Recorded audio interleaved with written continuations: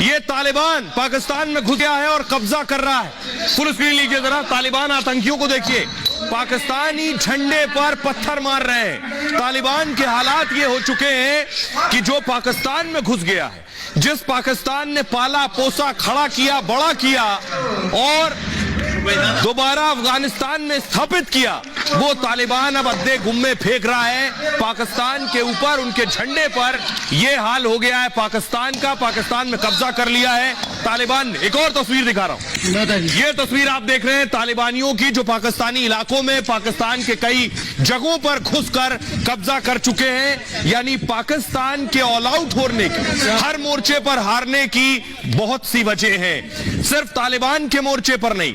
अगली तस्वीर दिखाई जरा, पीओके में क्या हो रहा है। पीओके भी खोने वाला है, एक और मोर्चा जिस पर पाकिस्तान हारने वाला है। पीओके में प्रदर्शन हो रहा है। भारत के लिए इससे अच्छा मौका नहीं होगा जब पाकिस्तान चारों तरफ से घिरा है। पीओके हमारा था और पीओके दोबारा वापस हासिल करने का। अगली तस्वीर दिखाइए, वो भी उस दौर में जब प्रधानमंत्री के साथ दुनिया के मुस्लिम नेता आकर खड़े हो रहे हैं, गले लगा रहे हैं, हाथ मिल रहे हैं, कदम से कदम मिला रहे हैं। यह बिल्कुल सही मौका है पीओके वापस हासिल करने का, जब सारे मुस्लिम देश मोदी के साथ और भारत के साथ खड़े। ये रिपोर्ट देखिए। पीओके में विरोध किया और मुस्लिम मुल्कों को मोदी के साथ देखकर पाकिस्तान को सांप सूंघ गया है। उसे समझ नहीं आ रहा कि जिन मुस्लिम देशों से यारी का वो वादा करता था और जिनके स्वागत में रेड कारपेट बिछाता था, वो सऊदी प्रिंस सलमान और तुर्की के राष्ट्रपति एर्दोगन जैसे तमाम बड़े नेता कैसे मोदी के साथ हाथ मिला रहे हैं और भारत से मजबूत रिश्ते बना रहे हैं। हमें जो फल मिल रहा है, जो हमने तालिबान का साथ दिया था और डबल गेम खेली थी पाकिस्तान ने, ये सिर्फ उसी का रिजल्ट है। पाकिस्तान की नींद इसलिए भी उड़ी है कि उसे अब एहसास होने लगा है कि पीओके भारत में मिल जाएगा और पाकिस्तान कुछ नहीं कर पाएगा, क्योंकि जिन मुस्लिम देशों की दोस्ती का वो दम भरता था, वो तो अब मोदी के साथ है। मतलब ये मुस्लिम देश खामोश रहेंगे और अब पीओके हमारा होगा। आइए आपको बताते हैं कैसे पीओके हमारा होगा। मोदी के साथ सारे मुस्लिम देशों के नेता थे। क्या आप सब हमारे साथ आ गए, कोई कुछ नहीं बोलेगा, तो क्या पीओके हमारा होगा? पहले देखिए पीओके है कहां पे। ये आप देख रहे हैं हिंदुस्तान का नक्शा, और ये जो गिलगिट बाल्टिस्तान आप देख रहे हैं, ये गिलगिट बाल्टिस्तान ही है जिस पर पाकिस्तान का कब्जा है। ये हमें वापस हासिल करना है हर हाल में। भारत की सरकार, प्रधानमंत्री मोदी, गृह मंत्री सब यही चाहते हैं और इससे बेहतर मौका शायद भारत के लिए नहीं होगा वापस पीओके हासिल करने का। मैं क्यों कह रहा हूं, जरा हालात देखिए। पाकिस्तान में इस वक्त जो हालात है, गरीबी है, मुफलिसी है, आटे के लिए रोज लड़ाई हो रही है, लोग परेशान है अपनी सरकार से, वहां के हालात से। इससे बेहतरीन मौका नहीं हो सकता जब देश आटे पर लड़ रहा हो, उस वक्त सबसे करारा जवाब देने का। अगली तस्वीर दिखाइए।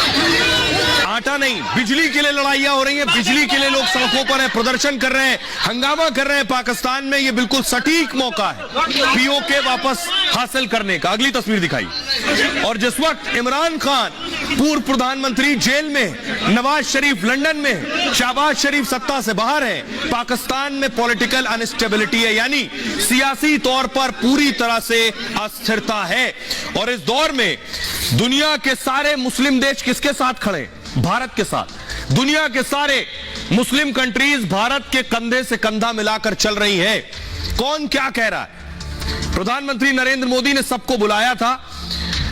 मोहम्मद बिन सलमान सऊदी के क्राउन प्रिंस कह चुके हैं, उन्होंने कहा शाबाश इंडिया, वेल डन इंडिया, हम दोनों देश एक बेहतर भविष्य के लिए काम करें। ये आप देख रहे हैं सबसे कॉर्नर पर खड़े हैं राष्ट्रपति तुर्की के रेसेप तैयब एर्दोगन। उन्होंने कहा कि भारत को सबसे बड़ा बिजनेस पार्टनर बताया।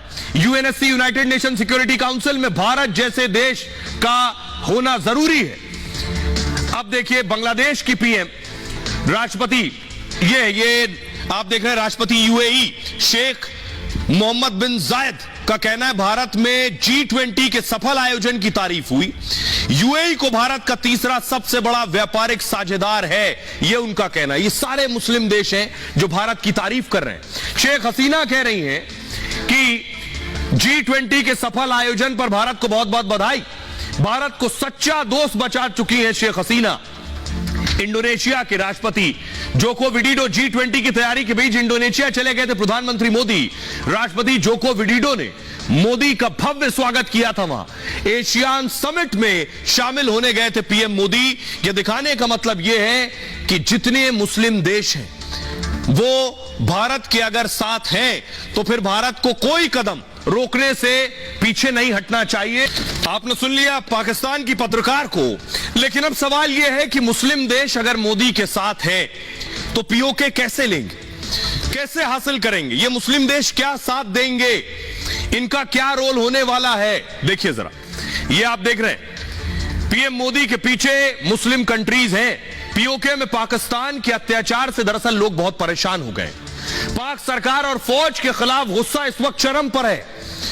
पाकिस्तान सरकार के खिलाफ लोग सड़कों पर निकल आए। पीओके में पाक से आजादी के नारे लग रहे हैं। कश्मीर, पहले पाक को मुस्लिम देशों का समर्थन मिलता था कश्मीर पर। ये जितने मुस्लिम देश हैं कश्मीर पर पहले पाकिस्तान के साथ होते थे, लेकिन अब मुस्लिम देशों का नजरिया पाकिस्तान को लेकर बदल गया। आतंकियों को समर्थन करना पाकिस्तान को भारी पड़ रहा है। धारा 370 के मुद्दे पर आपको याद होगा पाकिस्तान को मुसलमान देशों ने साथ नहीं दिया। पीएम बनने के बाद मोदी ने खाड़ी देशों के साथ संबंध मजबूत किए। मुस्लिम देशों के नेताओं के साथ मोदी के अच्छे रिश्ते हैं। G20 की बैठक के दौरान भी यह गर्मजोशी साफ दिखी थी।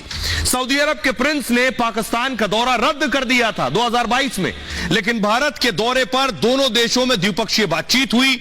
100 बिजनेसमैन, 7 मंत्रियों को लेकर वो भारत आए थे।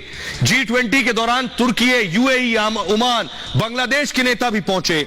सभी देशों के साथ पीएम मोदी ने द्विपक्षीय बातचीत की है, जबकि पाकिस्तान अब तक G20 का सदस्य भी नहीं बन सका है।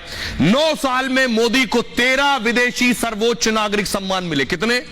13 विदेशी सर्वोच्च नागरिक सम्मान, और इनमें ज्यादातर मुस्लिम देशों ने मोदी को सर्वोच्च नागरिक सम्मान से नवाजा है। सऊदी अरब, यूएई, अफगानिस्तान का सर्वोच्च सम्मान मोदी को मिला है। ऐसे में अगर भारत पीओके पर कब्जा करता है तो पाकिस्तान सिर्फ देखता रह जाएगा। पाकिस्तान को मुस्लिम देशों से पीओके पर भी समर्थन मिलना मुश्किल है।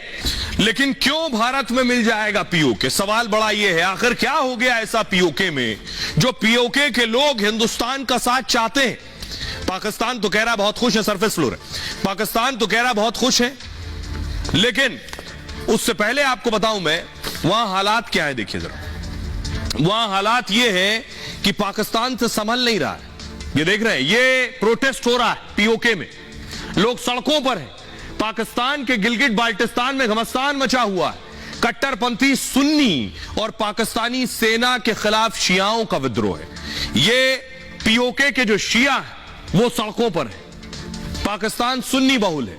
शिया संगठन पाकिस्तानी फौज के खिलाफ आवाज उठा रहा है। शिया समुदाय करगिल हाईवे खोलने की मांग कर रहा है कि करगिल खोल दो, करगिल खोल दो, हम भारत में घुस जाएं, भारत हमारे साथ मिल जाए, सीमाएं खोल दो। गिलगिट बाल्टिस्तान में पाकिस्तानी फौज अत्याचार कर रही, वो अब नहीं सहेंगे। गिलगिट बाल्टिस्तान की आबादी लगभग 20 लाख है। इसमें शिया समुदाय की आबादी 8 लाख है। शियाओं के बगावती तेवर के बाद आर्मी चीफ मुनीर एक्शन में आए। पाकिस्तानी फौज के 20,000 अतिरिक्त जवानों को तैनात कर दिया गया, लेकिन विद्रोह के आगे पाकिस्तानी सेना के जवान फेल हो गए। बगावत दबाने के लिए आर्मी चीफ मुनीर ने 4 मुस्लिम उलेमा भेज दिए यहां कि धर्मगुरुओं को भेजो, इनको मनाएं, इनको फुसलाएं, लेकिन शिया समुदाय ने उलेमाओं की एक बात नहीं सुनी। हालात इतने बिगड़ गए कि सेना भी शिया बहुल क्षेत्र में जाने से डर रही। इस वक्त धारा 144 लगा दी गई है, लेकिन उसके बाद भी प्रदर्शन हो रहे हैं। शिया धर्मगुरु की गिरफ्तारी के बाद यह विरोध उग्र हो गया है। पाकिस्तान की एक और हार, जो हम कह रहे हैं पाकिस्तान ऑल आउट, पीओके हमारा होगा, और इधर तालिबान घुस गया है।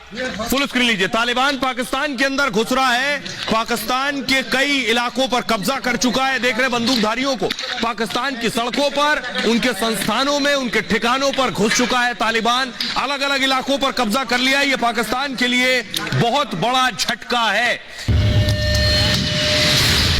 आतंकियों को पालने वाला पाकिस्तान अब खुद घिर गया है। तालिबानी लड़ाके अंधाधुंध फायरिंग कर रहे हैं और बॉर्डर पार कर पाकिस्तान के इलाकों पर कब्जा करने लगे हैं। तालिबान के हमले से पाकिस्तान की सिट्टी पिट्टी गुम है, क्योंकि तालिबान सिर्फ पाकिस्तान के गांव में ही नहीं घुसा, उसने पाकिस्तान की कई सेना की चौकियों पर भी कब्जा कर लिया है। मतलब जिस फौज पर पाकिस्तान बड़ा गुमान करती थी, उसने तालिबान के सामने सरेंडर कर दिया है। यह इस बात का भी सबूत है कि तालिबान जल्द ही पूरे पाकिस्तान पर कब्जा करने वाला है। मैंने आपको बताया कि पीओके पर कब्जा कैसे होगा। अब जरा देखिए तालिबान पाकिस्तान में कहां तक घुस गया है, कहां कहां कब्जा कर लिया है, वो देखिए। ये देख रहे हैं आप। अब आप ध्यान से इस नक्शे को देखिए। ये जो हरा इलाका आप देख रहे हैं, ज्यादा हरा जो है, ये पाकिस्तान है। ऊपर आ जाइए।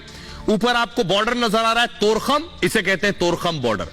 अफगानिस्तान का सफेद इलाका जो आप देख रहे हैं, तो तोरखम बॉर्डर के रास्ते से घुसे। वो जो चित्राल आपको नजर आ रहा है ऊपर, इस चित्राल के अंदर तालिबानी घुस गए और चित्राल में घुसकर कब्जा कर लिया। यहां कई इलाकों पर कब्जा कर चुके हैं तालिबानी आतंकी, और यहीं से घुसकर पाकिस्तान पर कब्जा होगा।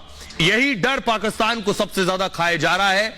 अब सोचिए जरा, सवाल बार बार यही है कि आखिर पाकिस्तान कैसे बचेगा इस हालात से। ये देख रहे हैं, ये जो तख्ती लगी है आगे, पाकिस्तान के चित्राल में घुस चुका है तालिबान, और ये बॉर्डर पर खड़े थे लेकिन देखते रह गए। पाकिस्तान के लिए मुसीबत बन चुका है तालिबान। पाकिस्तान में लगातार कब्जा कर रहा है तालिबान, और चित्राल में कई गांवों पर तालिबान कब्जा कर चुका है। सरहद पर तालिबान पाक में जंग जैसे हालात हैं। तालिबान को पालना पोसना आज इनके लिए भारी पड़ रहा है। पाकिस्तानी सेना पर तालिबान हमला कर रहा है। पाक में 40 किलोमीटर तक अंदर घुस आया है। सोचिए, देश के 40 किलोमीटर अंदर तालिबानी लड़ाकों ने पाक में चौकी बना ली है। पाकिस्तान ने अफगानिस्तान पर फायरिंग का आरोप लगाया है। गोलीबारी की वजह से तोरखम सीमा क्रॉसिंग को बंद करना पड़ा है। इस क्रॉसिंग से पाक अफगानिस्तान में लोगों की आवाजाही होती है। तालिबान सरकार पर गैर कानूनी ढांचे के निर्माण का आरोप है। पाकिस्तान ने तालिबान पर अतिक्रमण का आरोप लगाए। पाकिस्तान चौकियों को निशाना बना रहा है। 6 सितंबर को पाकिस्तान की सैन्य चौकियों को निशाना बनाया गया। पाकिस्तान के बंधक भी हैं, बहुत से फौजियों को बंधक बना लिया तालिबान ने, और अब तालिबान घुसकर मार रहा है।